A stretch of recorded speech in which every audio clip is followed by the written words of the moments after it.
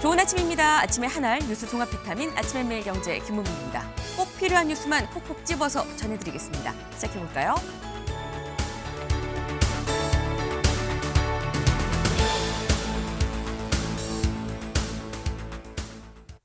네, 조금 전 들어온 속보부터 좀 전해드리도록 하겠습니다. 지금 이 미국에 조현 외교부 장관이 가 있죠. 조현 외교부 장관과 마코 루비오 미 국무장관이 조금 전 회담을 마쳤습니다. 회담을 마치고 회담 결과 어떻냐라는 얘기에 대해서 미국 측에서 뭐라고 밝혔느냐. 원자력, 핵잠, 조선, 대미 투자 협력과 관련해서 합의를 했다라고 얘기했습니다. 협의와 합의는 다르죠. 그냥 관련해서 핵잠, 조선, 대미 투자 관련해서 협력하기로 합의를 했다라는 얘기는 뭔가 얘기가 좀 잘 통한 거 아니겠느냐라는 생각이 좀 듭니다. 관련해서 좀 추가적으로 더 나오는 소식이 있으면 같이 좀 속보로 전해드릴 수 있도록 해보겠습니다. 일면 들어가 볼까요? 매일경제입니다. 비명 하루 만에 환호, 롤러코스터 코스피다라는 얘기가 나옵니다. 비명, 네, 이 바로 직전 날 4,949, 이 케빈 워시 지명 여파로 인해서 코스피 5천이 무너졌었죠. 그런데 불과 하루 만인 어제 5,288.08로 마무리를 했다라는 겁니다. 무려 단숨에 6.8%가 훅 하고 뛰었다라는 건데 이 정도면 어지러울 지경이죠. 그러다 보니까 제목에서 코스피가 롤러코스터를 탔다라는 얘기가 나왔습니다. 오르는 건 좋은데 급등락이 너무하면 이럴 경우에 좀 현기증이 날 수 있습니다. 오늘 장은 어떻게 될지 좀 지켜봐야 될 것 같네요. 다음 기사 같이 볼까요? 서울신문입니다. 5구 양도세 데드라인 6개월 말미는 준다. 5월 9일까지가 양도세 중과 유예 마지막 시한이죠. 그때까지다. 다시 한번 데드라인을 명확하게 그었습니다. 누가? 이재명 대통령 어제 국무회의에서 SNS 등등에서 기후가 닿을 때마다 얘기를 했었던 그 양도세 중과 유예 5월 9일 끝납니다. 이거 번복 안 해요 라고 얘기를 했어요. 하지만 6개월 말미는 주겠다라고 얘기했습니다. 네, 이 원래대로면은 잔금까지 다 5월 9일까지 치러야 되는 거죠. 그런데 다만 그래도 좀 준비할 시간을 주기 위해서 5월 9일까지 계약을 하면 남은 6개월 동안 잔금을 치를 수 있도록 그것까지는 우리가 인정을 해주겠다라고 얘기를 했습니다.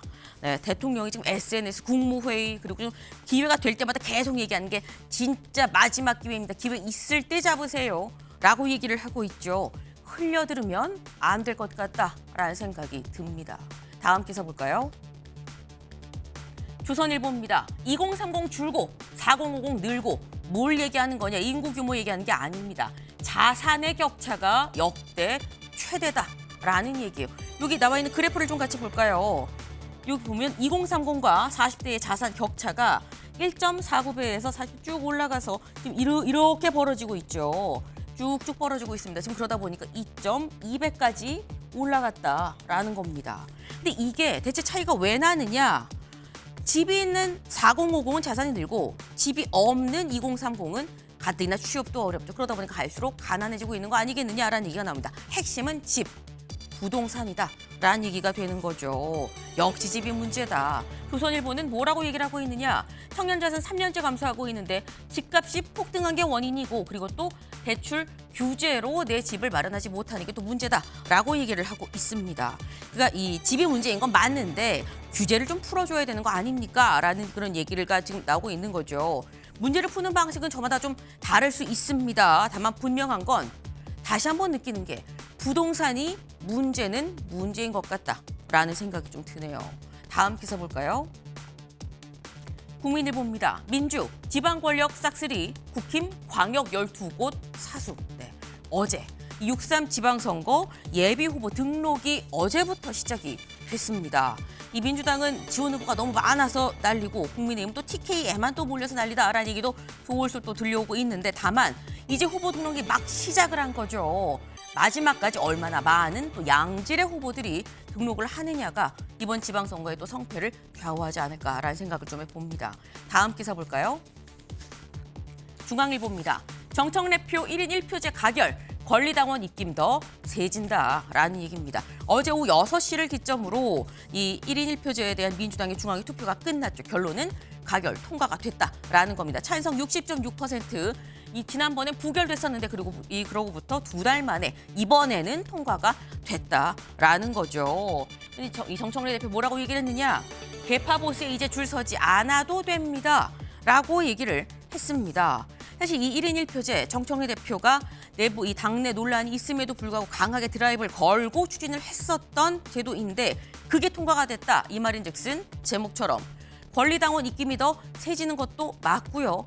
정청래 대표의 입김이 더 세지는 것도 맞는 거 아니냐라는 얘기가 나옵니다. 이 얘기 잠시 뒤에 대담으로 좀 짚어보겠습니다.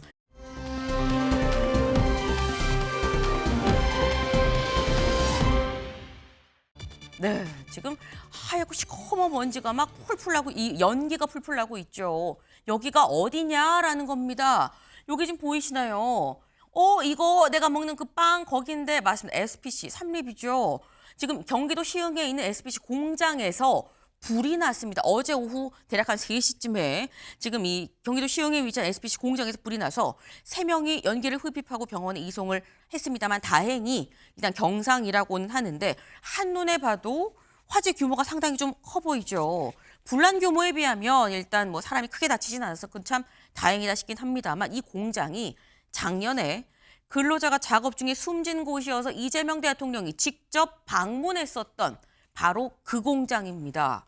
자꾸 왜 사고는 난 데서 또 나는 것이냐라는 생각이 들지 않을 수가 없네요. 아침에 매일경제 뉴스 종합 비타민 언제나처럼 TV로 좀 크게 보시다가요. 궁금한 점 유튜브 댓글로 남겨주시면 같이 좀 얘기를 해보겠습니다. 첫 번째 키워드 들어가 볼까요?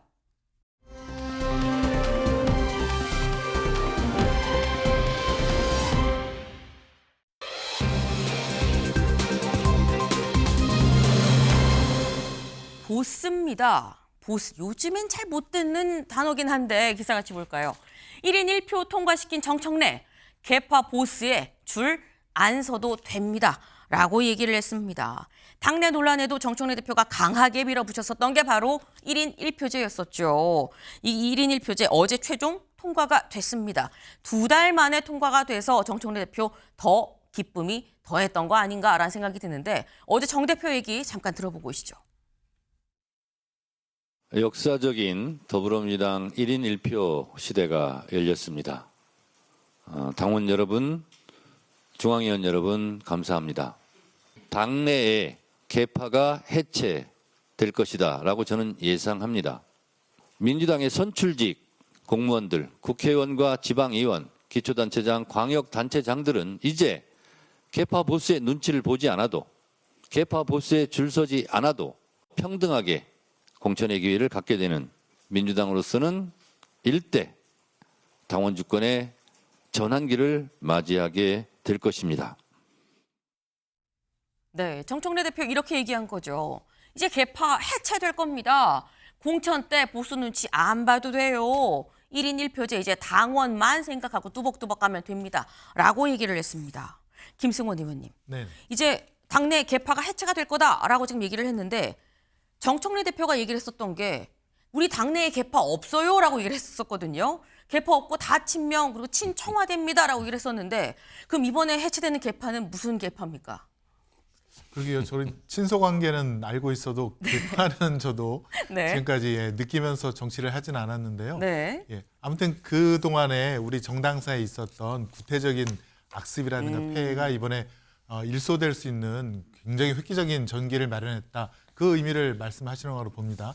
예전에 이제 민주당 내에서도 대의원의 표가치가 권리당원 1인의 60배였다면 네. 이재명 대통령께서 대표로 계실 때 1대 20으로 낮춰주셨고 이번에 이제 정청래 당대표가 당원 주권 정당을 표방하면서 1대 1로 한 거 아니겠습니까?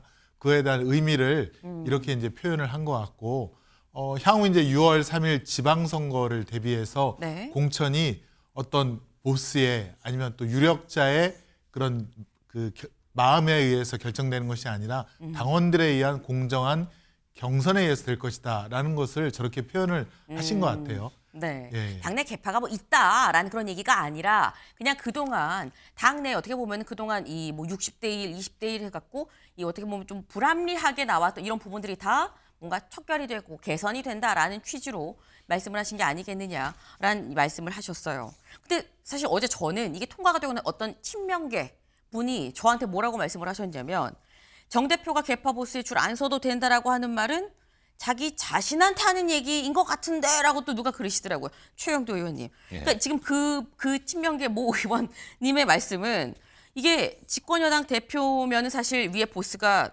몇 명 없잖아요. 네네. 근데 그 보스의 눈치를 이제 정청래 대표 본인이 안 봐도 된다는 생각 아니겠느냐라는 말씀을 하시기도 하더라고요. 예, 맞습니다. 이 아침에 좋은 이야기만 해야 되는데 이런 유명한 구절이 있죠. 안나 까레리나라는 그 소설에 보면은 네. 행복한 가정은 다 비슷한 이유로 행복하고 불행한 가정은 다 저각각의 이유로 불행하다는데 요즘 우리나라의 경제도 어렵고 뭐 코스피는 올랐습니다. 네. 근데 뭐 지금 통상이라든가 또 외교 안보 하나같이 쉬운 게 하나도 없는데 우리 정당들이 특히 뭐 우리 국민의힘도 마찬가지겠습니다만 그 내홍으로 시달리고 있습니다. 이거 결국 굉장한 개파 싸움이죠. 본질 자체가 개파 싸움입니다. 누가 차기 당대표를 차지하느냐, 차기 당대표의 주도권을 누가 지느냐의 문제인데 지금 이렇게 1인 1표로 하면은 이게 굉장히 민주적으로 될 것 같지만 실제로 실상을 보면은 야나 그렇지가 않습니다. 당원들이 한 100만 명 됩니까? 그 책임 당원 혹은 권리 당원이. 그런데 실제로 당원 투표에 참여한 사람들은 한 50%가 안 됩니다. 이번에 1인 1표제 이거 한 민주당 권리 당원도 네. 약 30% 남짓이었을 겁니다. 사실은 주민 투표를 해도 이건 그 경계선에 있는 정도의 그 이야기거든요. 그런데 그걸 가지고서 이제 뭐냐면은 어느 정당이나 지금 이게 거대 정당이 되면서 당원 수를 늘리면서 아주 강경한 목소리를 가진 그 좀 군집된 사람들이 이제 당 대표를 결정하고 그 정청래 대표는 그런 사람들을 몰고 있기 때문에 자신감이 있는 거고 그리고 전통적으로 숙련되거나 또는 오랫동안 이 정당 활동을 해오고 또 지역 간의 균형을 맞추고 정당의 전략적 목표를 해오기 위해서 대의원 제도를 통해서 했던데 이게 사실 유럽식 방식이거든요. 그래서 다 일장일단이 있습니다. 있는데 이게 이제 지금 뭐 개파 싸움이 본격적으로 시작된 거라는 게 모든 언론의 공통적 시각이지 않습니까? 네. 그러니까 정청래 대표는 아니라고 하지만 내가 볼 땐 이건 개파 싸움에 오히려 본론으로 좀 들어가는 그 서막인 것 같다라는 취지의 말씀을 지금 하셨어요. 처음에 안나까리리나 말씀하셔서 무슨 말씀하시지 생각을 했는데 요즘은 개파 싸움이다라는 말씀을 하셨습니다. 당내 내용입니다. 둘 다 지금 뭐. 네, 알겠습니다. 네, 김 의원님. 예. 국민의힘과 민주당은 상황이 완전히 다르죠. 제각각 다르다 그러지 않았습니까? 다른데 저희는 이제 당원 주권주의라는 민주주의의 원칙적인 네. 그리고 상향식 민주주의를 표방하는 그 원칙에 맞게 진행을 하고 있는 것이고 다만 이제 이런 직접 민주주의의 보완은 그 수기 민주주의를 통해서 이루어져야 되거든요. 어떤 의제에 대해서 바로 당원들에게 던져주고 투표를 하라는 게 아니라 왜 그런 의제가 왜 생겨났는지 혹은 또 찬반의 의견은 어떤지를 수기 절차를 통해서 하는 그런 것들이 이제 반드시 갖춰져야 되는데 저희가 이제 조국 혁신당과의 합당이라든가 이런 등등의 문제는 수기 절차를 보장해 달라 그런 목소리가 있을 뿐이지 네. 어떤 당내 계파가 나누어서 치열한 당권 경쟁을 국민의힘처럼 하고 있다라고 보는 것은 그것은 너무 그 표면적인 비교에 불과하다 그런 말씀을 좀 드리고 싶습니다. 네. 지금 강하게 부인하셨어요. 우리 다 여야가 다 이러면 안 돼요라고 말씀하셨는데 우리는 아닌데요라고 지금 말씀을 하셨는데 사실 어제 정청래 대표한테서도 개파 무슨 개파 말씀하시는 거예요? 혹시 친명계가 해체된다는 겁니까? 라고 물었는데 이렇게 정 대표 얘기했거든요. 직접 들어보시죠. 대통령이 어떻게 개파입니까? 대한민국의 대통령이죠. 이재명 대통령을 찍은 국민도 찍지 않은 국민도 모두 다 국민을 대표하는 국가 원수이고 행정부 수반입니다. 더불어민주당은 이재명 정부의 성공을 위해서 같은 마음으로 그리고 같이 움직이고 있는 동심동행하는 네.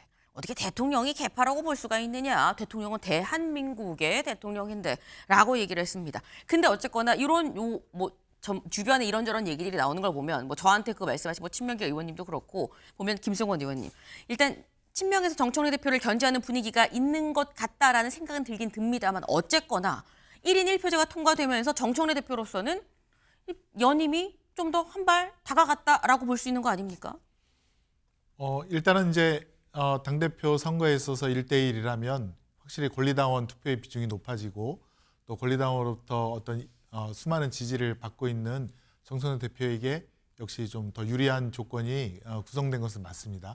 맞고 다만 이제 이제 그 당원의 어떤 그 당심이 이 직접 민주주의라든가 SNS를 통해서 많이 이렇게 그 변하는 거를 봅니다. 변화의 속도도 빠르고 네. 폭도 빠르고 네. 그래서 이것이 지금 그대로 유지가 될 것이냐 그거는 저는 뭐 그건 100% 보장할 수 없다. 그래서 사실은 이제 저희 아젠다가 지금 이제 대통령께서 하시는 이런 모든 일들에 대해서 당이 어떻게 뒷받침을 잘 할 수 있는 것인가 네. 그쪽으로 아마 집중이 된다면 과연 이 1인 1표제가 어느 누구에게 특정인에게 유리하다라고만은 볼 수 없습니다. 왜냐하면 그만큼 변화의 폭이라든가 속도가 빠르기 때문입니다. 그래서 네. 어떤 당원의 또 국민의 의사를 잘 읽는 후보가 아마 8월 전당대회 때 당대표 되는 것에 유리하지 않는가 그런 말씀을 드리겠습니다. 네.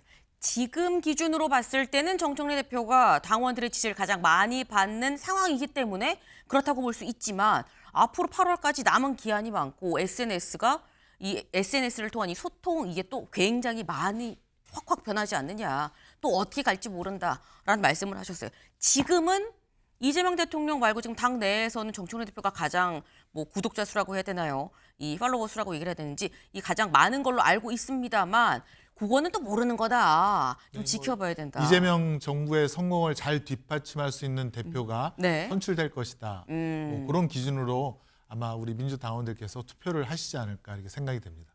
다음 당대표도 이재명 정부를 잘 뒷받침하는 게 1번의 기준이지 않겠느냐라는 말씀이셨어요. 네, 알겠습니다. 근데 사실 이번 1인 1표제가 1인 1표제 자체에 대한 관심보다는 사실 뭐 때문에 더 관심이 있었느냐. 국민일보 같이 볼까요?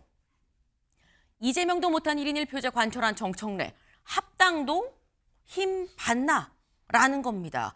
1인 1표제도 논란이 있었죠. 그런 지난번에 부결도 됐었고 하지만 이번에 결국 통과가 됐습니다. 비슷한 양상으로 이 조국혁신당과의 합당 문제도 당내 논란이 있는데 지금 추진을 하고 있는 상황인 거거든요. 정청래 대표가 똑같이 드라이브를 걸고 이거 김 의원님 네. 어떻게 보십니까? 합당 6월 지선 전에 될까요? 그 제가 지금 민주당 경기도당 위원장인데 네. 저희 이제 경기도에 출마하려는 민주당 후보가 한 2,000명이 넘습니다. 와. 그럼 이 분들을 다 그 자격을 심사해야 되고 네. 또 경선을 시켜야 되는데 만약에 조국 혁신당과의 합당도 논의를 해야 된다라고 하면 일단은 시간적으로 너무 물리적으로 어렵다. 불가능하다라는 생각이 들고요. 그다음에 또 만약에 조국 혁신당이 어떤 지분이라든가 네. 어떤 그걸 요구한다면 그런 거에 대한 우리 그 지금까지 선거를 쭉 준비해 왔었던 후보자들의 반발이 굉장히 거셀 것으로 여겨져서 뭐 이런 선거를 준비하는 위원장 입장에서는 네. 6.3 지방선거 끝나고 나서 아까 말씀드린 수기민주주의 차분하게 토론하고 대화를 통해서 결정을 하는 것이 그것이 정무적으로 맞지 않겠느냐. 그리고 그것이 지금 대통령이 국정 운영을 하는 데 있어서 그 국정 운영에 집중이 되게 하는 네. 예, 그런 또 긍정적인 효과도 있지 않겠느냐. 그런 생각을 갖고 있습니다. 그러면 짧게 요것만 하나 더 추가로 여쭤볼게요. 이번에 1인 1표제와 합당 문제는 서로 뭔가 좀 연동이 좀 돼 있다고 보는 건 과도한 시각인 겁니까? 연동이 되어 있겠죠. 합당도 네. 1인 1표제에 의해서 네. 결정이 될 것이기 때문에 예, 그래서 이제 이 비판하는 쪽에서는 이 조국 혁신당과의 합당을 전제로 한 1인 1표제 혹은 8월 달 우리 정청래 당대표의 연임을 목적으로 한 1인 1표제가 아니냐 이런 비판을 하는 것이고 그래서 멈춰달라라고 하는 요구를 뭐 한준호 전 최고라든가 네. 많은 의원들이 하고 있는 것으로 알고 있습니다. 네. 일단 1인 1표제를 보고 합당 문제까지 이게 여파가 있을 걸로는 보이는데 그럼에도 불구하고 이게 6월 지선 전에 되느냐는 다소 좀 난망이다라는 취지로 말씀을 하셨어요. 지켜봐야 될 것 같습니다. 다음 키워드로 넘어가 보시죠.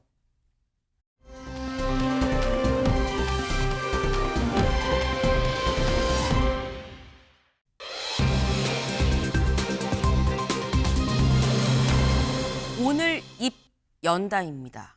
누가 오늘 입을 여는지 볼까요? 국힘 내용 장기화 조짐 재신임 요구받은 장동혁 오늘 입을 연다라는 겁니다. 사실 장동혁 국민의힘 대표, 한동훈 전 대표의 제명 문제와 관련해서 이미 앞서서 모의총도 있긴 했었습니다만 뭐 재신임 투표 얘기도 지금 나오고 있는 그런 상황이죠. 관련해서 오늘 입장을 밝힐 거다라는 얘기가 나옵니다. 잠깐 관련 목소리 들어보고 올까요?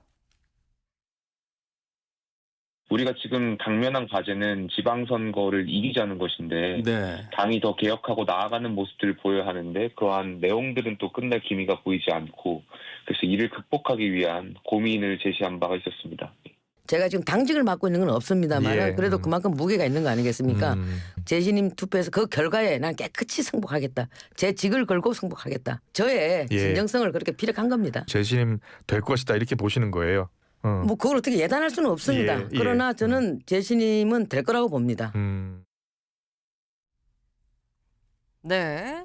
지금 보면 김용태 의원이 재신임 투표를 얘기를 했죠. 약간 중재안처럼 얘기를 했었고 이미자 의원도 친장으로 좀 분류가 돼요. 그런데 나도 이 재신임 투표를 하자고 얘기를 했고 아마 오늘 이 재신임 투표에 대해서 뭐 받을 거다라는 취지처럼 지금 얘기를 지금 했어요. 최영도 의원님, 오늘 장 대표가 밝힐 입장이라는 게 뭐라고 보십니까? 재신임 투표 받겠다라고 말하는 걸까요?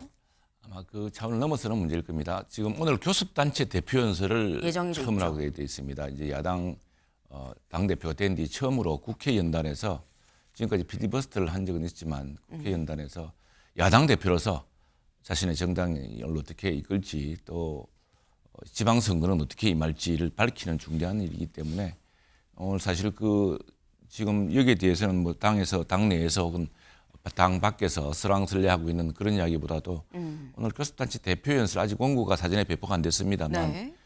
교섭단체 대표 연설에서 어떤 방식으로 정말 지방선거에 임할지 그리고 당을 체제를 갖추어갈지에 대한 그 입장이 아마 더 큰 이제 그 관심사가 될 것 같습니다. 네.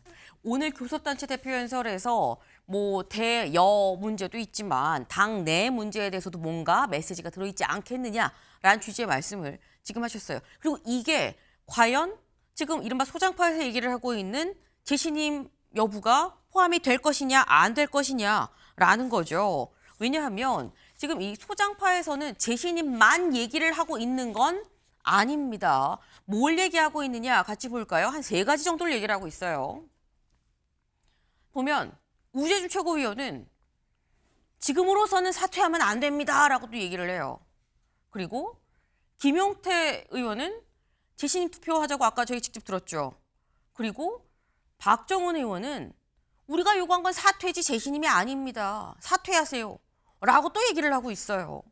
그럼 이게 최영도 의원님. 사실 이 당내 이 논란 가운데 장동혁 대표가 뭔가 귀를 기울일래도 누구 말에 귀를 기울여야 되는 거야? 라는 생각이 들 수 있을 것 같거든요. 아마 다 생각이 있을 겁니다. 생각이 있을 테고 사실은 네. 의원총회가 당대표 사퇴를 주장할 수는 없습니다. 의원총회는 원내 이제 여러 가지 그 방침을 정하는 것이고 표결 방침을 정하는 것이 기본이기 때문에 원내 표결 방침을 정하는 우리 정당을 원내에서 대표해서 우리 정책과 예산 문제에 대해서 표결하는 것이 기본 임무이지. 지금 사실 이 당 대표 제도 민주당이나 우리 당이나 이런 당 대표 제도가 전 세계적으로 없습니다. 그러니까 이게 당 대표 체제가 갖추고 있으면요 반드시 집권하고 나면은 충돌이 있고 왜냐하면 차기 대권 주자와 현재 정권을 쥐고 있는 사람 민주당의 지금 뭐 1인 1표제니 합당이 본질이 다 그런 겁니다. 이게 사실은 권력을 지금 현재의 권력과 미래의 권력이 벌써 충돌하고 있는 양상이고요. 우리 당도 지금 이게 분리되어 있습니다. 당 대표란 것은 당원들이 뽑았기 때문에 또는 국민 일부들이 참여한 투표로 뽑았기 때문에 네. 의원총회가 당 대표의 진퇴를 물론 뭐 모든 말을 할 수 있으니까 당의 의견을 전할 수는 있겠지만 그걸 결정하는 기구는 아니거든요. 결국에는 당 대표 결심에 달려 있다고 생각합니다. 김승원 의원님. 네, 사실 장동혁 대표는 저와 동갑이고 또 판사 생활도 같이 하고 네. 법사위에서도 그쵸. 같이 이제 상임위 활동을 하면서 사실 정청래 그때 법사위원장께서도 칭찬을 할 정도로 합리적인 그런 스타일이었는데 어느 순간부터 굉장히 강성 보수로 바뀌셔서 저는 이렇게 봅니다. 오늘 10시에 이제 교섭단체 대표 연설을 할 텐데 그 메시지에 반공이 들어간다는 얘기를 들었어요. 과연 그것이 정말 들어가 있는지 그거를 보면 강성 지지층들을 결집해서 이 위기를 돌파를 할 것이냐. 네. 그러면 당연히 이제 재신임 투표 쪽으로 가서 네. 뭐 그게 이제 또 당원 100%의 결정이든지 혹은 당원 50% 일반 여론 50%로 하게 될지 그것은 뭐 내부적으로 결정하게 될 일이겠지만 어쨌건 그런 돌파구를 세게 찾을 것 같다라는 생각이 들어서 오늘 장동혁 대표의 그 10시 연설에 네. 어떤 내용이 포함되어 있는지를 봐야 될 것 같습니다. 그것이 이제 지금 이제 전한길 씨가 네. 귀국해서 장동혁 대표에게 우리가 지켜보고 있다, 배신하지 말라라는 메시지를 준 것 같아요. 예, 그래서 장동혁 대표 오늘 메시지가 향후 국민의힘의 어떤 6월 3일 지방선거부터 해서 네. 어떤 국민에 대한 메시지가 아주 분명하게, 그러니까 그 어떤 기로에 서 있다라고 보여집니다. 오늘의 메시지에 따라서 국민의힘이 어떻게 나갈 것인지가 결정되는 중요한 순간이라고 보여집니다. 지금 김승원 의원님 말씀은 내가 얼핏 듣기로는 오늘 교섭단체 대표 연설에 반공이 들어간다라고 말씀을 하셨는데 최영도 의원님, 오늘 교섭단체 대표 연설에서 반공 얘기가 들어갑니까? 아마도 여러 추측들이 많은데 네. 근데 몇몇 추측에 대해서는 장 대표가 의원들에게 공개적으로 밝힌 바가 있습니다. 근데 계엄에 대해서는 네. 장 대표 스스로가 계엄 해제를 위한 표결을 국회 본회의장에 가장 먼저 뛰어가서 계엄 해제를 표결한 사람입니다. 계엄에 대한 입장은 분명하고 있고 탄핵의 문제는 탄핵이 아닌 방법으로 이 문제를 풀었어야 됐다. 이것이 국민적인 갈등과 충돌로 네. 그게 아니라 탄핵이 아닌 방법으로 풀었어야 됐다는 이야기고 거기에 대해서는 제일 처음에 계엄 해제 다음 날인가요? 그 다음 날 당시 대통령도 법적 정치적 책임을 다 지겠다. 내 임기는 여당에게 위임하겠다라고 이야기했을 정도로 정치적 해법이 있었습니다. 근데 제가 여쭤본 거는 반공이거든요. 계엄 탄핵 말고 반공. 그런데 그것도 지금 근데 우리 뭐 유튜브 누군가 무슨 말을 하면 그게 장동혁 뜻이다 뭐 이렇게 알려지는데 그건 아닐 거라 보고요. 그렇지도 않을 겁니다. 아닐 거고 아마도 만일 제가 원고를 쓰라 그랬더라면은 네. 나는 광복 80주년 작년이 우리가 작년에 커다란 계엄과 그다음에 탄핵 심판과 탄핵과 또 대통령 선거로 정치로 모든 걸 다 소진했습니다만 더구나 뭐 통합의 정치라기보다는 엄청난 내분과 분열과 혼란이었죠. 그런데 작년이 광복 80주년이었습니다. 저는 만일 장동혁 대표가 이 대한민국을 일으켜왔던 정통 보수 정당으로서의 당 대표로서 뭔가 메시지를 이야기한다면은 작년에 우리가 충분히 반성하고 책임지고 또 국민들에게 밝히지 못했던 광복 80주년이라는 것이 대한민국의 역사에 어떤 의미냐? 우리는 무슨 실패를 거울 삼아야 하고 어떤 성공을 바탕으로 해서 나갈 것인가? 이런 메시지가 담아지고 이거 광복 81주년이거든요. 이제 100주년이 났다고 같습니다. 그런 좀 정책적 우리 당의 큰 역사적 목표 같은 것을 밝히면 좋을 것 같습니다. 네. 네. 지금 말씀을 들어보니까 만약에 나한테 이 연설문을 쓰라고 한다고 했다면 나는 뭔가 이 정치적인 큰 그림에서 반성하고 앞으로 나아가는 통합의 미래 이런 부분을 방점을 찍을 것 같은데 반공이 있는지 없는지는 뭐 들어봐야 되겠다라는 취지로 지금 이해를 아니, 지금 그렇지는 않을 겁니다. 예, 했습니다. 그렇게 네. 단순하진 김 의원님 않을 짧게. 예, 뭐 조심스럽게 예측을 해보면 법조인들이 그렇지만 장동혁 대표도 고집이 셉니다. 제가 볼 때는. 그래서 바꾸지 않을 것이다. 아하. 그래서 이제 보수 강성층에 대한 네. 어필을 오늘 연설문에서도 상당한 부분을 할 것이고 윤석열 전 대통령과의 절연도 아마 희미하게 그냥 넘어갈 것이다. 그렇게 예측을 좀 해보겠습니다. 알겠습니다. 사실 지금 8시 28분을 지금 지나가고 있죠. 10시에 이 연설이 시작이 되기 때문에 대략 1시간 반 뒤면은 알 수 있을 것 같습니다. 어떤 얘기가 연설에 담길 것이냐, 그리고 연설이 끝난 뒤에도 본인의 거취에 대해서도 얘기를 한다고 했는데 이 거취에 대해서도 뭐 재신임을 받을지 뭐 아니면 뭐 나는 계속 고하겠다든지 어떤 얘기를 할지를 좀 지켜봐야 될 것 같은데 근데 지금 어쨌거나 저희가 뭐 민주당 얘기도 했습니다만 국민의힘도 지금 내부가 굉장히 혼란스러운 그런 상황인 거죠. 이런 가운데 국민일보 기사 같이 볼까요? 어제 한도 장도 아니다. 국힘 제3세력 꿈틀 이준석에도 손짓입니다. 한동훈도 장동혁도 둘 다 아니다라는 판단에 지금 국민의힘에서 제3세력이 꿈틀대고 있다. 그래서 이준석 개혁신당 대표도 뭐 만났다라는 취지로 약간 이렇게 지금 기사를 보면 느낌이 좀 그래요. 근데 이 자리에 최영도 의원님도 직접 가신 걸로 알고 있습니다. 한도 장도 아니라는 요거는 동의하십니까? 지금 그렇게 이야기할 수가 없죠. 우리가 한 전 대표에 요구하는 것도 있습니다. 한 전 네. 대표도 지금 이른바 당원 게시판 사태 이게 커질 일이 아니고 그리고 가족이 연루됐다는 것을 인정했다면서요. 그러면 이 문제를 분명히 좀 소명했어야 되는데 이를 키운 책임이니까 정치로 풀어야 되는데 지금 굉장히 어렵게 만들었다. 장 대표 역시도 우리가 그 목숨을 건 단식을 했을 때는 특별검사 법안 통과가 관철 목표였거든요. 지금 그것이 이루어지지 않은 채 단식이 중단됐습니다만 그 목숨을 건 단식의 결과로 당의 통합과 그리고 당이 정말 이루어야 될 특별특검 관철 같은 데 집중했어야 되는데 복귀하자마자 지금 당에 큰 이제 분란을 가져온 안건이 이루 안건이 되어서 그게 안타까움이 있는 것인데 지금 오히려 이준석 대표를 부른 이유는 지금 선거에서 이제 힘을 합쳐야 되는 시기가 되었습니다. 특별히 특별검사 제도에 대해서는 네. 장동혁 대표하고 이준석 대표가 힘을 합치겠다고 그랬었거든요.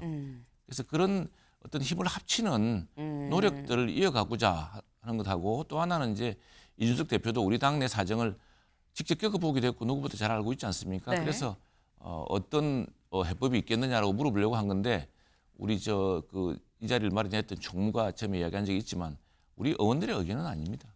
알겠습니다.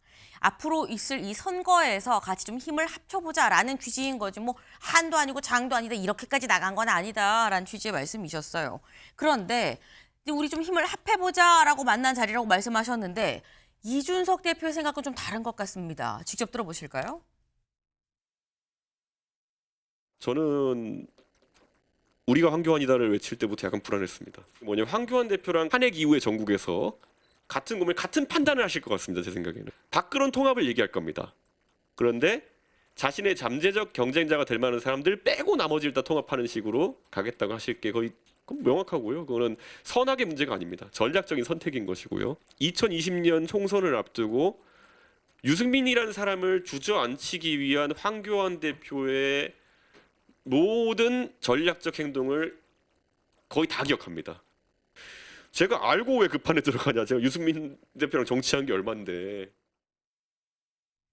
네. 여기 볼까요? 이준석, 장동혁, 황교안처럼 될 것. 나 그래서 그 판에 안 들어갑니다. 라고 얘기를 했어요. 그 판에 안 들어간다는 얘기 장동혁 대표와 이번 지방선거를 앞두고 뭔가 함께 연대할 생각은 없다라는 얘기로 지금 들리죠. 김승원 의원님.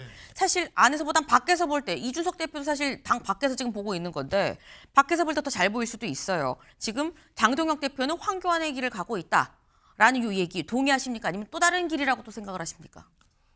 저는 이준석 대표의 말에는 뭐 상당 부분 공감을 합니다. 네. 예, 장동혁 대표가 쉽게 바뀔 것 같지 않고 또 국민의힘 내부의 위기를 돌파하기 위해서는 역시 본인이 대표가 된 그 지지 세력을 의식하지 않을 수 없기 때문에 아까 말씀드린 바대로 그냥 밀고 나갈 것으로 생각이 되고요. 근데 이준석 대표도 고민이 되는 것이 이제 결국에는 6월 3일 선거에 개혁신당이 어떤 성과를 내느냐 그 문제인데 네. 사실은 개혁신당 저희 이제 이렇게 흐름을 보면 거의 국민의힘에서 탈당 내지는 배제된 사람들이 그쪽으로 간다라는 그런 그 분위기가 있다라고 합니다. 예, 실무적인 움직임이. 네. 그러면 그런 후보들을 통해서는 당선권에 몇 명 당선시키지 못하기 때문에 그렇기 때문에 이준석 대표가 국민의힘과 완전히 독자적인 길로 네. 가서 후보를 내고 선거를 치를 것 같지는 않습니다. 뭔가 본인도 국민의힘과의 어떤 뭐 선거 연대든 뭔가 연대하는 방법을 찾기는 찾을 것 같습니다. 네. 지금 이준석 대표가 나는 그 판에 안 들어가지라고 얘기를 했지만 또 안 들어가면 그 당은 또 무슨 뾰족한 수가 있어 보이지도 않는다 때문에 글쎄 연대까지 갈 가능성도 좀 있어 보이는데라는 취지의 말씀을 지금 하셨어요. 그런데 이준석 대표가 어제 그 얘기만 한 게 아니고요. 이런 얘기도 했습니다. 직접 들어보시죠. 선거라는 건 51% 지점을 잡은 다음에 거기까지는 마음을 열 수 있는 그런 용기가 있어야 되는데 지금 51% 잡는 행동 자체가 실종된 것 같다. 51% 가려면 무조건 버려야 되는 것들이 있습니다. 부정선거론부터 시작해가지고. 그리고 박정희식 경제개발에 대한 환상이라든지 맛있는 거 먹으려면 장을 비우는 단계가 제일 먼저입니다.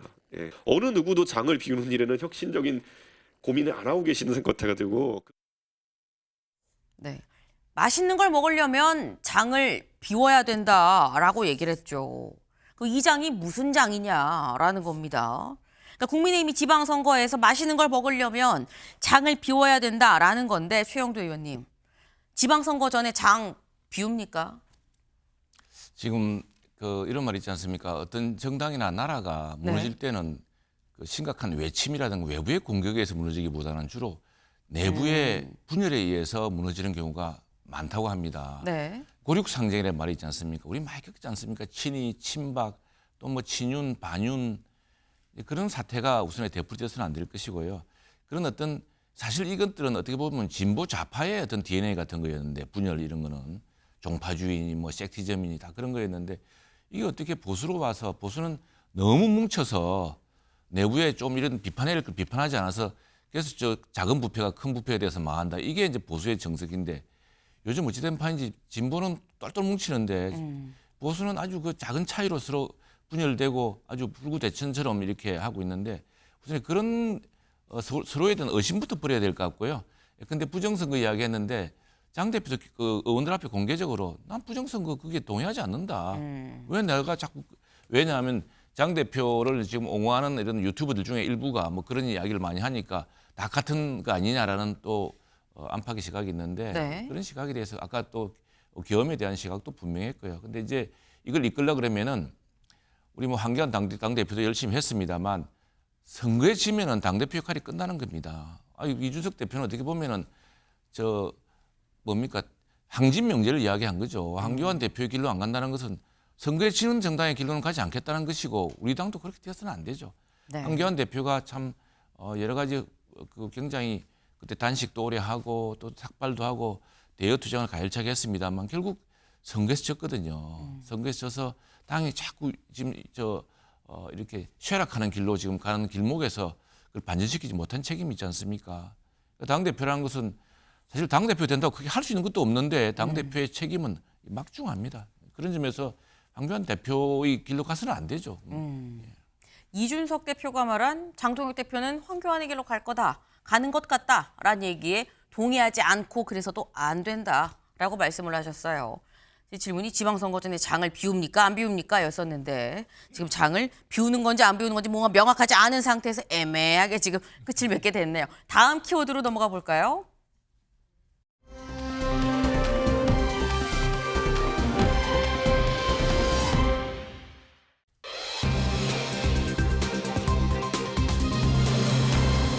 내가 손흥민, BTS인 줄. 네, 이게 무슨 얘기냐. 기사 같이 보겠습니다. 내란 선동 혐의 전한길 162일 만에 귀국했습니다. 경찰 수사 본격화할 것 같다라는 소식이에요. 어제 저희가 말씀드렸죠. 오늘 오전 11시에 인천공항으로 전한길 씨가 귀국을 합니다. 그런데 하는데 경찰 수사 받으러 왔다고 하는데 혹 공항에서 뭐 바로 체포가 되는 건지 본인도 그걸 약간 염두에 두고 있는 것 같아요 라고 말씀을 드렸었는데 체포되지 않은 상태에서 굉장히 많은 얘기들을 메시지를 막 내놨습니다. 어떻게 들어왔는지 직접 영상으로 보시죠.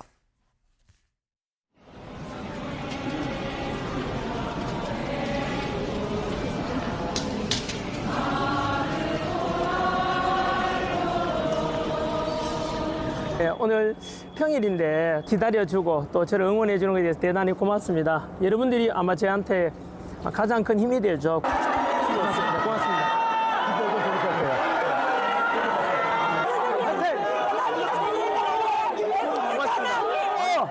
윤석열 대통령을 지켜드리고 싶어서 들어왔습니다. 비상계엄이 잘했다, 못됐다라고 평가는 할 수 있겠지만 비상계엄이 내란이 될 수가 있습니까? 제가 오늘 귀국하면서 너무나 많은 분들께서 기다려주시고 저도 제가 뭐 손흥민인 줄 착각했습니다. BTS인 줄 착각할 정도로 너무 많은 분들께서 응원해 주셔서 고맙습니다. 자유한. 네, 전한길 씨. 너무 많은 분들이 나와 계셔서 저도 제가 손흥민인 줄, BTS인 줄 착각할 뻔했습니다라고 말했는데 지금 전한길 씨의 얘기입니다. 네, 혹 이 BTS 팬분들, 손흥민 씨 팬분들, 네, 전한길 씨의 얘기다라는 말씀을 좀 드리고, 근데 그러면서 내가 왜 귀국을 했느냐? 윤석열 전 대통령 지키려고 제가 들어왔습니다라고 얘기를 하고 있죠. 송영훈 변호사님, 윤석열 전 대통령 지키려고 들어왔다라고 했는 사실 일단은 자기 경찰 조사가 먼저 일단 앞두고 있는 상황이긴 해요. 근데 보니까 뭐 생각보다 좀 많이 좀 고소 고발을 좀 당한 게 있더라고요. 그렇습니다. 지금 전한길 씨는 뭐 내란 선동, 네. 명예훼손 등등 여러 가지 혐의로 경찰 조사를 받아야 되는 상황에 있죠. 그러니까 윤석열 전 대통령을 지키기 위해 들어왔다는 것은 본인이 내세우고 있는 명분인 것이고 실상은 이제 조속하게 경찰 조사를 받아야 되는 취지입니다. 그리고 지금 경찰에서는 전한길 씨가 162일 동안이나 외유를 했었기 때문에 출국 금지도 검토하고 있다고 하지 않습니까? 네. 그리고 아마 높은 확률로 출국 금지가 될 것 같아요. 왜냐하면 출국 금지는 범죄 혐의에 대한 어느 정도의 소명만 있으면은 많이 내려집니다. 웬만해서는 법무부에서 잘 반려하지 않기 때문에 당분간 전한길 씨가 출국하기 어려워질 것은 기정사실로 보여져요. 우리가 이 점에서 한번 짚어볼 것은 전한길 씨에 대해서 레거시 미디어에서 계속 이렇게 마이크를 제공하고 조명을 해주는 것이 온당하냐라는 점입니다. 왜냐하면은 전한길 씨가 헌법의 테두리 바깥으로 나가는 주장을 하면서 네. 어떻게 보면은 우리 헌법을 수호하는 관점에서 보도해온 레거시 미디어에 대해서도 많은 비판의 목소리를 내왔다고 저는 평가합니다. 그런데 그런 전한길 씨에게 역설적으로 저렇게 귀국 장면을 스포트라이트를 받는 것처럼 조명해 주는 것이 필요한지에 대해서는 의문이 있습니다. 전한길 씨에 대해서 제가 작년 7월 23일에 우리 아침엔 매일경제에 첫 출연했던 날 하멜른의 피리 부는 사나이에 비유했었지 않습니까? 네. 그런데 전한길 씨가 162일 동안 해외에 있으면서 어딘가에서 그 피리는 잃어버리고 온 것 같습니다. 그러니까 예전처럼 여론에 미치는 영향력이 크지는 않다는 것이죠. 그렇다면은 우리 언론이 앞으로 이 인물에 대해서 계속 조명을 해나갈 필요가 있을까 하는 말씀을 드려봅니다. 네. 가끔씩 송 변호사님 말씀에 이 디테일함에 깜짝깜짝 놀랄 때가 있어요. 네. 처음 아침에 매일경제에 나왔던 7월 21일, 네, 저희도 기억을 하겠습니다. 근데 요지는 그거죠. 약간 이렇게 돌려서 살짝 머리를 콩 때리고 가신 것 같아요. 레거시 미디어가 오히려 이 조명해줄 필요가 없다. 저 사람 왜 자꾸 이렇게 오히려 조명을 해주냐. 그냥 무시해라. 라는 취지로 지금 말씀을 하신 것 같은데 또 그러기에는 공항에 나온 사람들이 또 상당하긴 합니다. 지금 보면 조윤선 변호사님, 일단 출국 금지는 내려질 것 같아요라고 지금 송 변호사님 말씀을 하셨는데 이게 체포영장, 구속영장, 물론 이건 조사를 받으면서 뭐 진술을 하니 마니 여부도 남아 있긴 합니다만 해외에서 장기간 있었다는 거 어떻게 보면 영장이 발부되기 또 좋은 사유가 될 수도 있고 하지만 자진해서 또 들어왔다라는 거는 진술 거부권 행사하지 않으면 또 이 오히려 영장을 안 칠 수 있는 이런 사유 쪽으로 넘어가는 거라 이거 어떻게 보십니까? 그렇지만 이미 160일 넘게 해외에 거주하지 않았겠습니까? 네. 체류하면서 사실상 경찰의 수사를 회피한 그런 정황이 분명히 있죠. 지금 단계에서는 더 이상 늦출 수가 없다고 본인이 판단했을 겁니다. 물론 윤석열 전 대통령의 선고도 남아있긴 하지만 본인의 수사를 위해서라도 더 이상 해외에 체류했다가는 즉각적인 영장이 발부될 가능성이 높다라고 판단했을 가능성이 있고요. 법적인 그러한 조력을 받았을 수도 있습니다. 그렇기 때문에 이번 귀국을 통해서 뭐 소환 조사에는 적극적으로 응하겠지만 그럼에도 불구하고 모든 범죄 혐의에 대해서 부인한 것은 자명해 보이고요. 범죄 혐의를 부인하고 과거에 해외에 거주한 이력까지 있다라고 한다면 저는 네. 영장이 발부될 가능성이 굉장히 높아 보입니다. 그리고 앞서 저희 송 변호사님께서 말씀하신 것에 대해서 짧게 제가 말씀을 좀 드리면 이거는 레거시 미디어가 뭐 주목할 수밖에 없는 사안이라고 할 수가 있겠죠. 지금 전한길 씨는 일개 유튜버가 아닙니다. 사실상 현재 장동혁 대표를 만든 어떻게 보면 공신 중에 한 명 아니겠습니까? 그렇다고 한다면 당연히 전한길 씨의 입을 주목할 수밖에 없는 것이고요. 지금 국민의힘이 여러 가지 내용에 휩싸인 상황에서 전한길 씨가 귀국을 했다라고 한다면 어떻게 보면 국민의힘이 여기에 대해서 어떻게 바라보고 있는지 국민의힘 지지자들이 어떻게 생각하는지에 대해서 전한길 씨 입을 통해서 여러 가지 얘기가 나올 수가 있는 부분이기 때문에 지금 당장은 그 부분에 대해서는 당연히 관심을 가질 수밖에 없는 부분이 아닌가라는 말씀도 드리고 싶습니다. 네, 사실 장동혁 대표가 당대표로 선출이 되고 난 다음에 첫 일성으로 그런 얘기를 했죠. 유튜브가 나를 당선시켜줬다라는 얘기를 하기도 했었어요. 근데 여기에 가장 영향을 미치는 1번 유튜버가 전한길 씨 아닙니까? 라는 얘기인 건데 어제 귀국해서도 이런 얘기를 했습니다. 직접 들어보시죠. 장동혁 대표가 당대표 되기까지 어떻게 되었는지 누구의 지지를 받았는지 당원들이 원하는 게 무엇인지를 스스로 돌아보길 바랍니다. 윤석열 대통령을 배신했던 대한민국의 배신자 대명사가 한동훈 아닙니까? 맞습니다. 장동혁 대표가 선택을 하시길 바랍니다. 한동훈하고 같이 갈지 윤석열 대통령과 같이 갈지 분명히 선을 꺼주기 바라고 만약에 지방선거라는 명목으로 그 원칙을 버린다면 분명히 저는 장동혁 대표도 버립니다. 네, 요지는 이거예요. 장동혁 대표 지방선거를 명분으로 한동훈 전 대표를 안는다고 한다면 나는 당신도 버립니다. 라고 얘기를 한 겁니다. 근데 지금 여기 만평을 좀 같이 볼까요? 오늘 만평이에요. 지금 보면 전한길 씨가 국민의힘 당사인 것 같아요. 국민의힘 당사 앞에 서 있죠. 그리고 뭐라고 얘기하느냐 전화로 한 얘기. 장동혁 전화 받아라 라고 지금 얘기를 하고 있어요. 이 만평의 제목하여 채권자가 귀국했다라는 겁니다. 송 변호사님, 이 채권자 돈 받을 수 있을까요? 글쎄요. 일단 비유하건대 장동혁 대표는 작년 8월 전당대회에서 당대표가 되는 과정에서 정치적 고리사체를 썼다고 표현할 수 있습니다. 우리가 좌나 우나 극단적인 세력에 힘입어서 선거를 승리하는 것은 결국은 나중에 정치적 청구서가 돌아오길 마련이거든요. 그리고 그런 극단적인 세력의 기대에 부응하기 위해서는 민심의 중앙값으로부터 현저히 멀어지는 선택을 할 수밖에 없습니다. 그런 점에서 후과가 크기 때문에 그 손해를 우리가 정치적 고리사체라고 표현을 하는 겁니다. 그러면은 적어도 조기에 그 정치적 고리사체에 대해서 정리하기 위한 작업을 장동혁 대표가 했었어야 됩니다. 그럼 저 같은 사람은 방송에 나와서 전한길 씨가 본인의 본명으로 입당을 했기 때문에 중앙당에서 몰랐다고선 치더라도 입당을 한 것이 확인된 이상 2015년 그 김만복 전 국정원장, 노무현 정부의 국정원장 출신이 새누리당의 평당원으로 입당했다가 그것이 밝혀지니까 탈당 권고에서 제명했던 사례처럼 네. 전한길 씨를 제명해야 된다고 그렇게 여러 번 역설을 하지 않았습니까? 그런데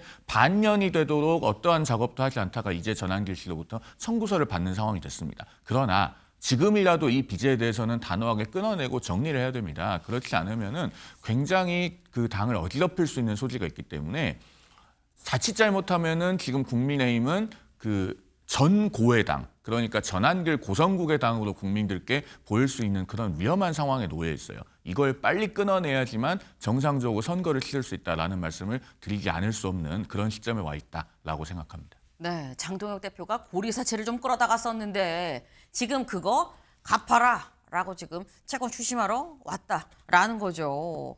근데 지금 이 채권자가 지금 돈 받으러 온 경우가 이 케이스만 있는 건 또 아닌 것 같아요. 채권자가 좀 더 있을 수도 있어요. 왜냐하면 전한길 씨 주변에 뭔가 사람이 더 많은 것 같거든요. 전한길 씨가 어제 귀국한 당일도 어김없이 유튜브 방송을 했는데 여기 누가 나왔나 보이시나요? 이분 누구야 생각하실 수 있어요. 그런데 이분이 바로 이분입니다. 네. 바로 누구냐? 707 단장, 전 707 단장이죠.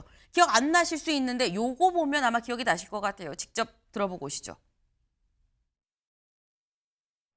전 김영현 국방장관에게 이용당한 가장 안타까운 패자입니다. 부대원들은 죄가 없습니다. 죄가 있다면 무능한 지휘관의 지시를 따른 죄뿐입니다. 부대원들은 이용당한 피해자입니다. 제가 모든 죄를 짊어질 수 있도록 허락해 주십시오. 단 한 사람의 부대원도 다치지 않도록 꼭 지켜주십시오. 그들 모두가 소중한 대한민국의 아들과 딸임을 꼭 기억해 주십시오. 제가 바뀐 것은 진실을 알아감으로써 대다수 우리 레거시 미디어 완전히 허위 조작 보도를 한다. 곽정근 사령관이 민주당에 해유되었구나 하는 두 가지 사실을 알면서 진실을 알게 되다 보니까 그게 아니구나. 윤석열 대통령과 장관님이 정말 중요한 결단을 내셨구나. 이런 것을 조금씩 알게 되어가지고 우리 청소년들한테 우리 대한민국의 비전을 제시하고 같이 이야기할 수 있는 그런 사람으로 살아가고 싶습니다. 그 선생님 모르시겠지만 네. 제가 그저께 네. 그 자유한국당에도 가입을 했는데 오! 근데 제가 글을 안 남겼습니다. 네. 아, 네. 글을 안 남겼고 김현대 단장님에 대해서 그 소송에 관한 그 모든 것을 제가 이제 전액을 부담한다 그랬거든요. 저는 지금 이미 네. 많은 후원을 받고 있고 네네. 저희가 승리할 때까지 저는 우리 국민들과 우리 애국 유튜버들과 함께 진실을 밝히는데 네. 집중할 것입니다. 네.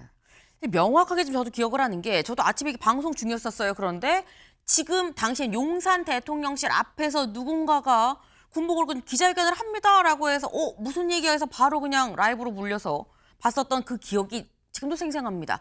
그때 울면서 죄송합니다. 모든 책임은 저한테 있습니다. 저희 부하들은 아무 죄가 없고요. 모든 이 비난의 화살은 저한테 주십시오라고 얘기를 했었던 기억이 생생한데 지금 바로 어제 유튜브에 나와서는 한 얘기가 제가 바뀐 이유가 지금 보니까 윤석열 대통령과 김용현 장관이 아주 중요한 결단을 내셨구나라는 걸 제가 깨달았습니다. 라고 지금 얘기를 하고 있어요. 조윤선 변호사님. 이 엄청난 간극을 이걸 어떻게 이해를 해야 되는 거죠?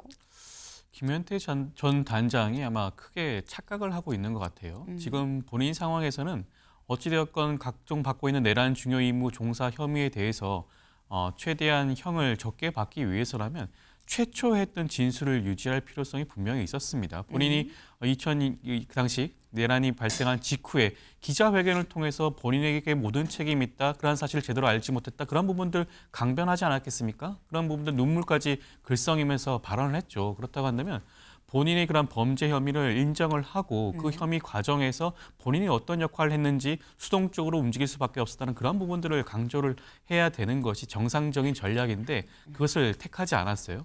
오히려 이것을 지금 재판 자체를 윤석열 전 대통령과 같이 정치 재판으로 끌고 가겠다는 생각이 다분해 보입니다. 그렇기 때문에 전한계 씨와 함께 영상도 출연을 하고 네. 관련해서 여러 가지 무슨 내란이 아니라 뭐 그런 윤석열 전 대통령 측의 주장이라고 할 수 있는 뭐 구국적인 결단이었다라든가 아니면 그런 부분들을 강조하고 있지 않겠습니까? 저는 굉장히 위험한 생각이라고 보여지는 것이고요. 저는 오히려 이런 부분들에 대해서 재판부가 아마 엄중하게 볼 가능성이 높다라는 생각이 듭니다.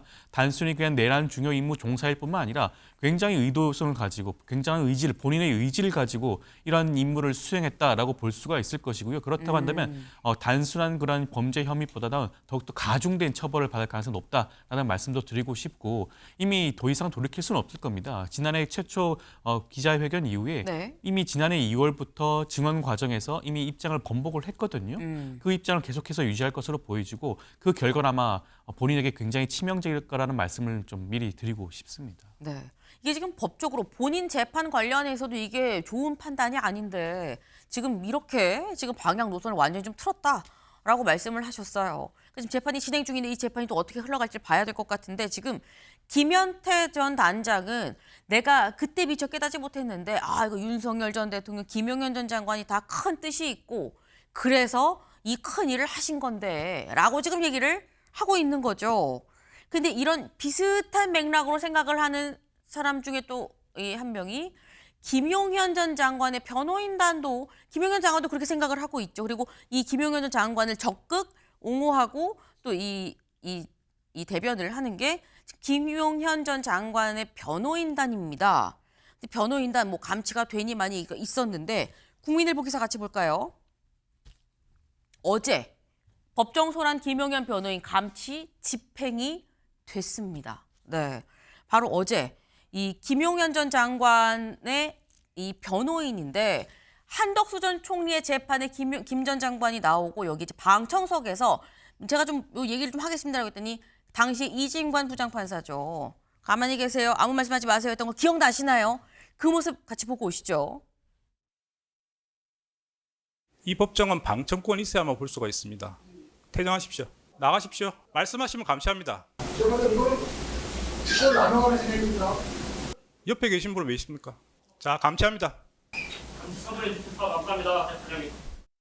걔 약한 놈입니다. 그거 진관이 그거 전문 용어로 뭣도 아닌데 엄청 유색을 떨더라고요. 네. 직접 보셨죠?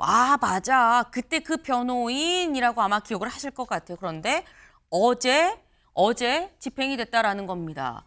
김용현 변호인 이하상 법정 소란 2개월여 만에 15일 감치다라는 겁니다. 15일 감치인데 일단 첫날 감치가 됐다가 인적 사항이 확인이 안 돼서 풀려나서 하루를 빼고 남은 14일 감치가 이제 어제부터 시작이 됐다라는 건데 근데 송 변호사님 보니까 어제 이하상 변호사가 재판이 나갔다가 재판 끝나고 나가려고 하는데 이진관 부장판사가 직접 뭐 경위라고 해야 되나요? 같이 와갖고 집행을 하러 현장으로 왔다는 거죠. 원래 이렇게 재판장이 직접 같이 감치 집행하러 오는 겁니까? 통상적으로 이런 경우가 잘 없습니다만 네. 감치 집행을 할 수 있는 가장 확실한 방식이기 때문에 이진관 부장판사가 직접 왔다라고 이해할 수 있겠습니다. 왜냐하면은 작년 11월 19일에 저 이하상 변호사에 대해서 감치 집행에 실패했던 이유가 원래 변호인으로 법정에 나왔다가 감치가 되지 않았습니까? 네. 그러면은 재판부 입장에서는 이하상 변호사의 생년월일이라든가 주민등록번호라든가 이런 인적사항에 관한 정보가 없습니다. 그러다 보니 감치 당사자가 인적사항을 말하지 않으면 구치소 입장에서는 동일인지 확인할 방법이 없었던 것이죠. 그런데 재판장이 동일한 피고인에 대한 변호인으로 출석한 그 변호사의 법정 출석 현장에 직접 가서 저 사람이 맞다라고 확인하고 지목해서 감시 집행을 하게 되면 다른 기관의 도움을 받지 않고 가장 정확하게 대상자를 특정할 수 있지 않겠습니까? 그런 점을 고려해서 이진관 부장판사가 직접 갔다라고 보여지고 물론 여기에 더해서 한 가지 추론할 수 있는 것은 그만큼 재판부가 이 감시 집행에 대한 의지가 강력하다는 것입니다. 그러니까 그냥 3개월이라고 하는 감시 집행 기한이 넘어가도록 유야무야할 생각은 없고 이러한 법정 질서 모독 행위에 대해서는 단호하게 처분하겠다라고 하는 의지 또한 천명한 것이다. 이렇게 볼 수 있겠습니다. 강력한 집행 의지를 엿볼 수가 있다. 그렇게 얘기하면 이하상 변호사 말고 권우현 변호인도 있었죠. 권우현 변호사에 대해서도 아마 조만간 이 집행이 들어가지 않겠나라는 생각이 들어요. 그런데 이게 감시 집행이 시작이 되고 난 다음에 변호인단이 뭐라고 입장을 냈느냐. 이건 전체주의 나치의 정치 경찰을 떠올리게 한다라고 얘기하면서 이거 집행정지 신청을 제기할 예정이다라고 지금 얘기를 했어요. 이게 조 변호사님, 집행정지 신청을 제기를 할 예정이다. 이건 어떻게 기각 승인 종류가 어떻게 되는 거예요? 고민할 것도 없이 기각 결정이 나올 것으로 보여지는데요. 이미 이번 감치 결정에 대해서 그 변호사 입장에서는 항고 제기를 하지 않았겠습니까? 항고조차도 이미 기각이 되었어요. 감치를 유지하는 결정이 나왔고 그만큼 사실상 모든 사실관계가 확인이 된 겁니다. 현행범이라고 할 수가 있어요. 모든 국민들이 심지어 시청을 할 정도였지 않겠습니까? 그렇다고 한다면 법정 모욕죄라고 한다면 감치뿐만 아니라 이미 대법원 단계에서 고발 조치까지 이루어졌습니다. 법정 모욕과 해당 재판부에 대한 명예훼손죄 혐의로 이미 고발 조치가 되었기 때문에 집행정지 신청 이것이 문제가 아니라 아마 추가적인 수사가 진행이 될 것으로 보여지는 것이고요. 그에 따른 형사처벌뿐만 아니라 변호사협회 차원에서 나올 수 있는 징계도 이어질 가능성이 높아지기 때문에 아마 그 부분에 대해서 대응을 하는 것이 더욱더 빠른 판단이지 않을까 싶습니다. 네, 잠시 잊고 있었던 변호사협회의 징계 문제도 아직도 남아있네요. 그 여부까지 좀 챙겨봐야 되겠다라는 생각이 좀 듭니다. 다음 키워드로 넘어가 볼까요?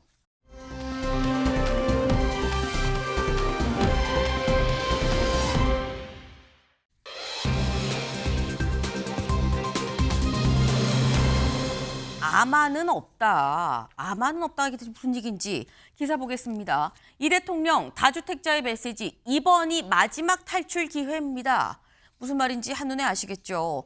부동산 얘기를 지금 하고 있는 겁니다. 사실 이런 비슷한 메시지를 그동안 여러 번 얘기를 했죠 벌써. 근데 어제 국무회의에서 또 다시 한번 또 얘기를 했다라는 거예요.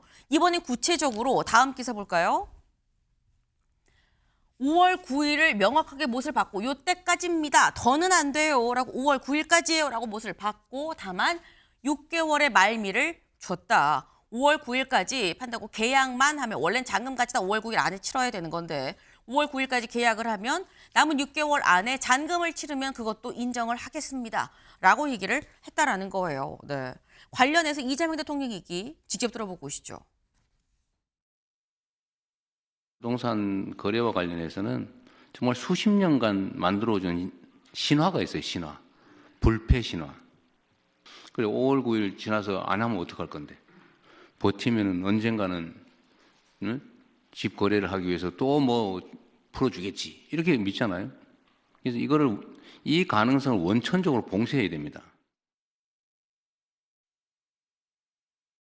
이번이 아마 중과를 피할 수 있는 마지막 기회라고 생각하고 아마 이런 기회를 이용해서 국민들께서 중과를 받으시는 일이 없도록 했습니다. 말씀 도중에 아마라는 표현을 2번 하셨거든요. 예. 아마 없습니다. 이게 4년을 유예한 게 아니고 1년씩 3번을 유예해 온 거예요. 이번에는 끝이야. 또 가가지고 또 이번엔 진짜 끝이야. 이번에는 진짜 정말 끝이야. 이러면 이게 누가 믿겠냐고요. 그래서 아마 타성이 붙은 것 같습니다. 아마 하지 말라니까. 네, 이재명 대통령 웃으면서 지금 얘기를 하고 있어요. 근데 웃으면서도 아이 미치겠네. 약간 이런 느낌으로 지금 얘기를 하는데 구윤철 이번이 아마 마지막 기회일 겁니다라고 했더니 낯빛이 차갑게 변하니 아마는 없다. 뭐 차갑게 변하는지 잘 모르겠습니다만 어쨌거나 아마라고 하지 마시라니까요. 아마가 아니라고요. 라고 지금 거듭거듭 칼같이 좀 끊어내고 있는 거예요. 근데 이걸 보면 조윤선 변호사님, 아 이렇게 표현상에 그러니까 말 버릇이라고 얘기를 해야 될 거예요. 이 구윤철 부총리 말버릇인 것 같은데 하지 말라고요. 아마 아니라고 얘기하는 건 이건 이번엔 진짜 끝까지 간다라는 생각이 좀 들기도 합니다. 그렇죠. 저 역시 표현에 좀 신중해야겠다는 생각이 드는데요. 지금 이재명 대통령께서 그만큼 부동산 안정화에 대한 그런 정책에 대한 집행 의지가 굉장히 높다라는 것을 반복적으로 보여주는 것 같습니다. 국무회의에서뿐만 아니라 SNS 통해서 반복적으로 그런 의지를 보여주고 있죠. 부동산 시장의 경우에는 정책 집행자의 의지라든가 그다음에 예측 가능성이 굉장히 시장에 영향을 미치곤 하죠. 그러한 측면에서 이재명 대통령께서는 이번 국무회의를 통해서 더 이상의 다주택자 중과 유예가 없다는 것을 한 번 더 분명히 한 것이고요. 이를 통해서 부동산 경제를 안정화시키겠다는 뜻을 천명한 것으로 보여지는 것이고 이 부분에 대해서만큼은 아마 추후 결과를 한번 지켜볼 필요성이 분명히 있지 않을까 생각이 들고 국민의힘이 이 부분에 대해서 지금 발목 잡는 형식으로 나가고 있는데 그것은 어떻게 보면 여야 모두 공이 함께 부동산 경기를 시장을 안정화시키는 대의에는 함께 뜻을 같이 할 필요성이 분명히 있습니다. 일각에서 나오는 것처럼 그런 우려를 제기한다고 한다면 그러면 어떤 일부 국민들의 입장에서는 그러면 야당이 이렇게 반대하고 있으니 이와 같은 정책이 끝까지 유지할 수 없는 거 아니야? 그런 의문을 가질 수가 있거든요. 그렇기 때문에 그 부분도 함께 살펴봐야 되지 않을까 싶습니다. 네, 이번에 대통령의 의지는 명확하고 확실하다라는 말씀을 하셨어요. 근데 그러다 보니까 청와대 참모들은 그러면 안 팝니까? 뭐 이준석 대표가 뭐 그런 얘기를 하기도 했었었죠. 그런데 경향 같이 볼까요? 네. 강유정 용인 아파트, 김상호 대치동 빌라 6채 내놨다라는 겁니다. 강유정 대변인 이 집이 2채였어요. 근데 그중에 용인 아파트 내놨고요. 김상호 춘추관장 대치동 빌라 6채 요거 내놨다라는 겁니다. 근데 여기 부재를 좀 같이 볼까요? 지금 이제 다주택인 청와대 참모진 총 12명입니다. 근데 강유정, 김상호 둘 빼고 그럼 10명은 어디 갔느냐라는 거죠. 이거 송 변호사님. 그럼 남은 10명도 곧 내놓을까요? 어떻게 보십니까? 언론의 취재에 의하여 보면은 네. 지금 다주택자 중에서 집을 팔겠다는 사람도 있고 아직 의사를 명확하게 밝히지 않은 사람들도 있고 그런 것 같아요. 그런데 청와대 참모진 중에 다주택자가 집을 파느냐 하는 것은 사실 정책의 문제라기보다는 정치의 문제입니다. 서울, 경기, 인천 수도권을 전부 합해서 아파트가 627만 채 정도 되거든요. 네. 저 다주택자들이 집을 내놓는다고 해서 저게 몇 채나 되겠습니까? 그러니까 실제로 시장 가격에 영향을 미친다기보다는 그만큼 정부의 의지를 보여주는 정치 영역이에요. 그렇다면은 가장 중요한 것은 저는 이재명 대통령 본인이 집을 파는 거라고 생각합니다. 거주하지 않는 집을 가지고 있는 것은 이 대통령도 마찬가지잖아요. 더더군다나 그 기간이 매우 예측 가능합니다. 헌법이 임기를 정하고 있기 때문에. 네. 그렇다면은 그 분당구 순회동 양지 마을에 있는 본인의 아파트부터 이 대통령이 솔선수범해서 매각함으로써 나는 내 임기 중에 반드시 부동산 가격을 잡을 것이고 내가 퇴임 후에 이 집 판 돈으로 다시 집을 살 수 있다는 자신이 있다. 라고 하는 걸 몸소 보여줘야 됩니다. 참고로 그 아파트가 이재명 대통령 취임 전과 취임 후를 비교해보면요. 네. 넉 달 만에 실거래가로는 3억 500만 원이 올랐고요. 공식력이 있는 한국부동산원 그 시세 기준으로는 시세 하단으로는 5억, 시세 상단으로는 5억 5천만 원이 7개월 만에 올랐습니다. 그러니까 대통령부터 집을 팔아야 이 부분에 대해서 가장 강력한 메시지를 던질 수 있을 것인데 왜 안 파시는지 저는 좀 궁금합니다.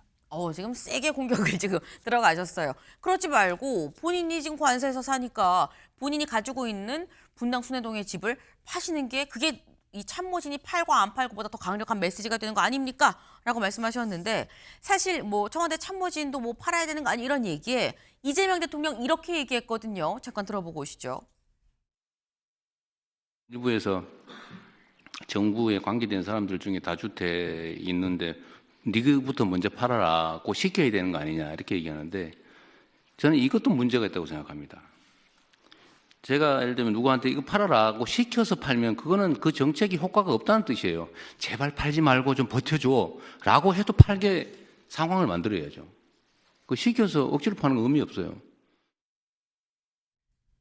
뭐 억지로 팔라 마라 얘기할 것도 없다. 그냥 팔게끔 그 환경을 만드는 게 중요하다라고 얘기를 했죠. 억지로 시켜서 파는 건 무의미합니다라고 얘기를 했는데 사실 부동산에 대해서 굉장히 강하게 드라이브를 걸었었던 게 문재인 정부도 그랬었습니다. 근데 그때 참모진들이 논란이 좀 있었어요. 그때 노영민 전 실장이 다주택 집이 2개였는데 반포 아파트를 두고 청주에 있는 아파트를 처분해서 그 당시에 논란이 됐고 사퇴를 했었죠. 그 당시 김종원 전 민정수석 그때 이 집을 내놓으라고 했는데 집을 내놓게 내놨는데 2억을 더 비싸게 내놔서 이거 뭐 하는 거예요? 라고도 논란이 됐었고 그리고 김의겸 전 대변인 경우도 뭐 다 아시죠? 흑석동에 있는 그 재개발 지역 요거 때문에 또 이제 사퇴까지 이어졌었고 김상조 전 실장 경우에도 이 관련해서 전세금을 14.1%로 갑자기 요 시행 직전에 이렇게 올리는 게 어딨냐 그래서 또 다시 그때도 또 논란이 돼서 또 사퇴까지 이어졌었다라는 겁니다. 조현선 변호사님. 사실 이런 부분들 때문에 당시에 좀 힘을 받지 못했던 부분이 있어요. 부동산 정책이. 요번에 어떻게 보십니까?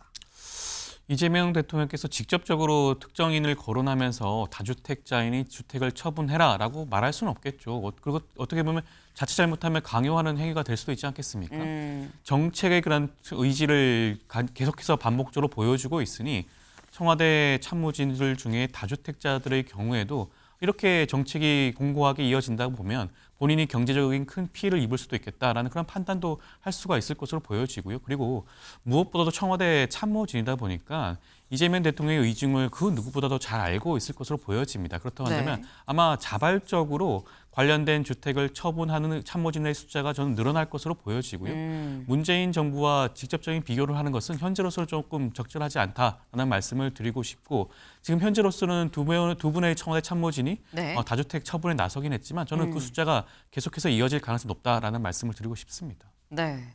지금 사실 대통령의 의지가 확실한 건 분명히 알 수 있는 상황이죠. 근데 대통령 그런 가장 최측근에서 매일 보는 참모진들은 이 대통령의 의지를 누구보다 잘 이해를 하고 있는 사람들인데 이 사람들이 어떻게 움직이느냐가 이거는 뭐 집 한 채 두 채가 뭐 시중에 나온다는 문제가 아니라 국민들이 받아들이는 메시지의 강도가 어느 정도까지 갈 수 있느냐의 여파로 이어질 겁니다. 그 여부에 국민들도 주목을 하고 있지 않을까라는 생각을 좀 해보네요. 저희가 준비한 소식 오늘 여기까지입니다. 오늘도 좋은 하루 보내세요.